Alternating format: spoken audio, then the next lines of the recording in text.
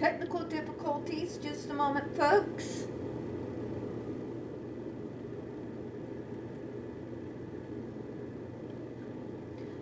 There we go. Welcome to another episode of Spilling Tea. I'm your host, Tiffany Daniels. And just as promised, today we are going back to our Medicaid series to talk specifically about Medicaid funding's role in regards to group homes. Before we get started, your brief disclaimers. For every single thing that we go over during this Medicaid series, you're going to see a corresponding link right up there in the description box. So if there's anything within this series that you would find helpful or would like to do some further deep diving on your own time, I absolutely welcome you to do so. 1 second. Allergies. There we go. Much better. It's crazy today, folks. Crazy. We're getting dust clouds and just, send help. Alright, trigger warnings. Now, I do want to remind you folks that we do have this channel marked not for kids for a reason. First off, on this channel we do some videos on some pretty dark subjects, such as the Judge Rotenberg Educational Center and places like it, where you are going to hear vivid descriptions of and come across surveillance videos of people with mental health issues and disabled people being tortured and abused. We also use profanity as well on occasion, so if your child's 16 and younger and they are watching this channel, parental supervision is very much advised. Hold up just a second. There we go. There's an area where I put the cough drop so I can continue to talk to you guys without sounding all weird, so sorry about that. I don't know how to use the edit button to save my soul. Okay. So, if your child's 16 and younger and watching this, parental supervision is something that is very much advised. Also, if you are a gung-ho Democrat or a gung-ho Republican, I myself am not. So more than likely, in the course of one of the mini-series we have going on the channel right now, I am probably going to say something that is probably going to offend you. Particularly since I'm not exactly known to have anything remotely resembling a filter. So if that is something that you might have a little bit of difficulty with, I won't blame you if you don't want to continue with the videos, but I do still encourage you to go to the description box anyway, because regardless of where you stand in this political world we are all stuck in right now, the information is incredibly useful. Alright, so I began digging, and it took me a moment to dig because it's been so long since I've covered this particular topic, and for reasons that elude me, apparently I forgot that when it comes to group homes, Medicaid is just one of the areas from which they receive funding. Usually it is a combination of, believe it or not, other grants and waivers as well that come from organizations, federal organizations, who also are looking at potential cuts. So, right now, we're going to mainly remain on the Medicaid funding by means of HCBS waivers. And as we go through the other series, in particular with HUD Section 8, which I've told you guys before has worked in concert with Medicaid funding in certain areas quite a bit. We'll cover that area area of that funding coming in on the HUD Section 8 series. So, as you can see, we're using a little bit of AI here, and we're going to go over what it's showing us. I'm going to give you the link to this Google search, and we are also going to be giving you the links to anything that we use as we go further along in the video. So, Medicaid can help fund group homes by providing coverage for services within the homes, often through home and community-based services, HCBS waivers, or other state-specific programs. If HCBS sounds familiar to you, that's because we have just recently gone over those waivers a little bit in regards to how that works in concert with your more assisted living, semi-independent types of homes, such like Sassafras, or the one I came out of many moons ago out of the Nixa area. So, let me go ahead and continue, and I'll tell you what I know, but please be advised when I start going over my experience and how all of that has worked, it is coming from specifically how it worked and works inside my state. And there are small differences in how the funding works for the group homes for each different state. So as I go through the information, please go ahead and keep that in mind. And if you want to make sure that you have all your T's crossed and I's dotted, once we finish up, go ahead and look up for, put in your state, HCBS waivers for group homes, and we'll get you more specific information on your specific state. So let me go ahead and continue here. These waivers allow states to use Medicaid funds for home and community-based care, including group home settings for individuals with disabilities who might otherwise require institutional care. How does Medicaid do that? HCBS waivers. And those waivers assist by going into service providers. We'll get to that here in a moment. We're going to do a breakdown by looking at the purpose. Let me click on this little link here. All right, now, what you are going to be seeing here in just a moment is, in particular, has to do with my home state. In fact, this is the website for the Missouri Department of Mental Health Division of Developmental Disabilities. The very same folks that I had worked for and had my office at as the advocacy specialist for the Southwest region, no less. So, one of those small world moments. So, let's go ahead and click on that. We're going to go ahead and get you through it here. But first, I'm going to duplicate so I can make sure to save that Google search for you as well. There we go. All right, so the Missouri Department of Mental Health's Division of Developmental Disabilities, or Division of DD, administers 4 Medicaid home and community-based HCB waiver programs for individuals with intellectual and developmental disabilities. The 4 waivers are the Comprehensive Waiver, Community Support Waiver, Missouri Children with Developmental Disabilities Waiver, also known as MOCDD, or Sarah Hian Lopez Waiver, and the Partnership for Hope. Authority for the Division of DD waivers is the result of a federal law enacted by Congress in 1981 that added a new section to the Social Security Act in 915C.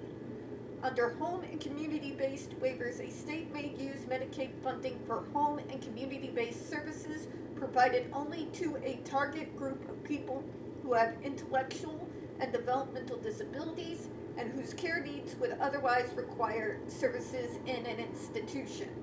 So kind of like the same thing with the assisted living situations, very similar here, right? You have to meet the criteria in order to get approved for the waiver to help in the cost of things such as group homes, as well as the services provided, medical, direct care staff, anything of that nature gets its funding through that particular waiver. Let me go ahead and continue with that. Federal law also allows a state to target services by geographic region. The Division of DD uses general revenue funds and local county dollars to match federal dollars to pay for the HCB waiver services. Now remember GOP, Missouri is a mega GOP hellscape and has been for the last 2 to 3 decades. So what I'm reading to you now, from my old stomping grounds, no less, specifically has to do with a red state. So, you're kind of stepping on your own toes here. If you start screaming about how we're just horribly abusing the federal money. Because the matter of fact is, all the group homes and the major providers out here have massive campaigns every single year to bring in donations to help cover the costs for services, group homes, day centers, things of that nature. They are not trying to force the federal government or anybody else to cover the majority of the cost of places like this. Okay? It's literally a portion of the funding that goes in to upkeep in regards to the cost of these group homes and cover the wages of the folks like the direct care staffs or the managers that run the group homes. Also to be said, which is going to be its own topic someday, not all group homes are the same. You have one where you might have 2 disabled people in a home. And they have schedules where they have somebody that can be there that is a direct care staff, or depending on the situation, nursing staff, with a schedule that rotates so that there can always be someone there within that group home setting to look after the inhabitants every day. Now this gets a little bit more freedom and autonomy to the individuals inside the group home. The other kind is your larger group homes. Larger group homes usually have someone in charge, a type of manager, and then their second in command, and it's more of a hands-on thing. They are the ones who make the schedules in regards to direct care staff or nursing staff, whatever the chance may be. They usually have like a van, something of that nature, on the premises that acts as the main means of transportation for any form of appointments, grocery shopping, or anything that might need to go get done out in town. They usually, of course, have group homes where they have their activities there. They may go out together in the van for the weekends for some leisure activities, things of that nature. They may have an exercise room on campus, depends on the group home. Some of them do, usually the rural ones do not.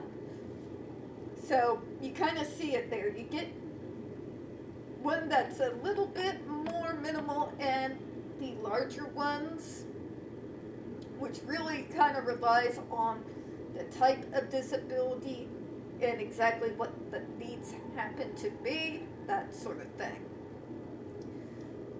Just wanted to get that out there. Okay, so in regards to matching, There's the comprehensive waiver, the Missouri Children's Developmental Disabilities MOCDD waiver. Now that might be something where we might be a portion of the funding that would go into places such as Rivendell that we have here on more the south side of town, heading towards the Ozark Nixa area. Some folks are residential there. Some of them just come during the daytime, but that's kind of more what that's going for there. The community support waiver was kind of more what individuals like myself would get in on. That would be what would pay the hourly wage of my CI, who would come out twice a week, which is a community integrator. Also would assist in paying 20% back to the direct care staff, although I call them CI because that's what they called them back then, to compensate for things such as gas or any additional costs that might pop up unexpectedly while they're on duty. Partnership for Hope waiver is something very specific to Missouri. Out here we have quite a few faith-based group homes and group home companies, individuals who have the opportunity to be able to open up their homes in order to act as kind of a group home. They have to meet several standards in order to obtain at least some of that Medicaid funding to assist in the process of helping them become more of a group home. That's usually what Partnership for Hope is. There's Assemblies of God, they've got a few out here. I believe the Methodists do, and I know the Baptists definitely do. So, that's kind of more what that specific waiver is for. But even though they're faith-based, these individuals have literally all the hoops under God they have to go through while having their homes, and I do mean thoroughly inspected, before they are able to obtain the license to begin operating their home as a group home environment where they can have individuals with disabilities come in. It's not as popular. There was only a handful of houses that's been doing that out in the area last time I checked, but that's what that one is for. I'm not sure if other states have something that's similar, but I wouldn't be surprised.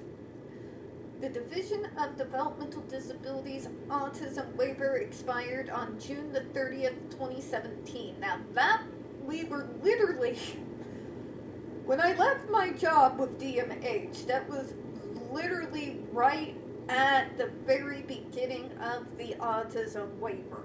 So, during that time period, we had just started the Voc Rehab Autism Pilot Project that specifically targeted those of us who are autistic in regards to helping develop a better job program that can help a little bit more with individuals like myself finding, you see where I'm going with that, right? Yeah, community-based employment, all of that good stuff. Well, the autism waiver is a bit more targeted in a similar manner. It's services that are more specific to the needs of the autistic individual. And it was something that I began championing and getting others involved due to the fact that a lot of these individuals who were CIs, this is not me trying to be mean, but they didn't have much experience in really dealing with or being direct care staff for an individual who is autistic. And so I worked with ARC and Judavine Center for Autism, and we were kind of just all brainstorming something that could be a little bit more of a targeted approach so that we could get folks at least a little bit trained for the individuals that they were going to be community integrators for, so that they would, the CI would have a better understanding of the individual that they were going to be serving, and B, when time of the every 2-year, full functional behavioral assessment would be conducted, you could have them there with suggestions or have them send in their notes, or you can have them there during the once a month planning session, those little meetings that we would do to see where we are on areas that we needed to work on, where we're strong, was there anything that I no longer needed as a support because I had already conquered that particular milestone. It's the same thing, it's just a lot more specific, a lot more targeted, and it means that the individuals who are community integrators or direct care staff come in with a better knowledge of the individuals that they are going to be assisting.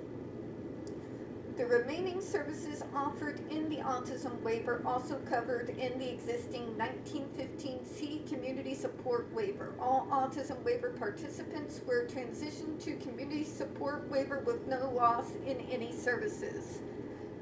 That too, when we were beginning, they were really kind of seeing that, because some of the things that we have to overcome as challenges can be very different from our fellow disabled peers, and it was kind of seen that there was very much a more targeted approach that we needed to start getting underway. I am sad that I did inevitably leave for FedEx Trade Networks, because we were just right on the cusp of some very exciting new changes, but such is life, right? Such is life. Okay, so we went a little bit there into that to kind of talk about how that particular waiver assists with the HCBS. As just a small part, it covers things such as training, direct care staff, community integrators. It does also help in some areas, help cover some of the cost in establishing a group home. Usually the areas that get a little bit more regards to Medicaid funding are the larger group homes, especially when you're talking about the group homes that were more for individuals who are particularly more physically vulnerable of our disabled folks, for lack of a better way to put it. They may get a little bit more funding in regards to things such as lifts that would help direct care staff be able to help their folks get in and out of bed, or bars, or even sometimes lifts even towards like bathtubs. Bathtubs too, some modifications there where you can get the kind that it kind of opens up like a door instead of having to try to step over to get in the tub, making it easier for either the direct care staff or yourself to be able to get in and out, that sort of thing. Okay? Alright, so that covers that part of it. Does kind of go ahead and give you a little bit more of an idea there. Now, this is where it starts talking about the funding a little bit. We are going to go ahead and go over that here in just a moment. And then we're going to break off so that we can get back into it by next week. So, let me go here. Funding.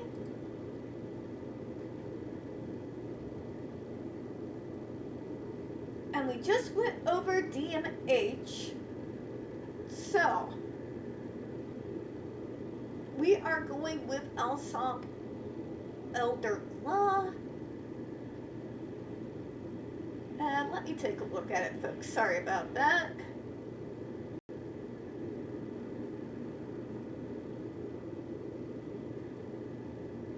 Here we go. Alright, so to pay for a group home, paying for ongoing medical care can quickly become expensive. Private group homes can range from tens of thousands of dollars to $100,000 per year for full service. Group homes can be beneficial to many families, but they may prove too expensive for some. Medicaid is a federally funded health insurance program that provides low-income Americans with health care coverage if they qualify. Each state decides how to allocate federal funds they receive. Some states allow Medicaid to pay for a group home or adult foster care services through a waiver program. So, that waiver we were just talking about, the HCBS, that's what it's referencing here. Depending on the group home, most of them out here in Missouri generally have more than one funding source. So you're usually looking at private group homes that rely heavily on service providers out in the area to cover anything that may have to do with like direct care staff or nursing staff or things of that nature. There are group homes that are solely funded specifically through Medicaid.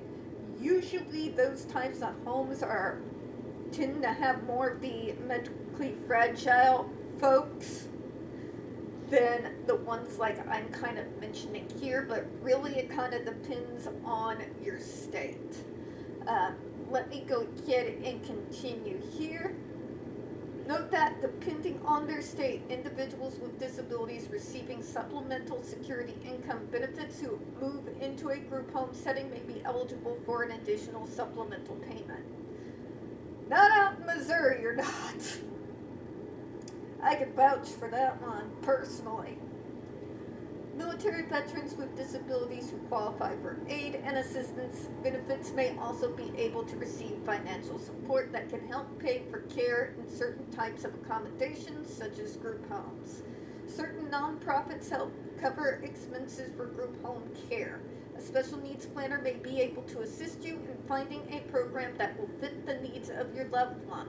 Find a qualified special needs planner in your area. That for mine, you would find yours at the regional office, Department of Mental Health, Division of DD, the very website that we just took a look at just a moment ago.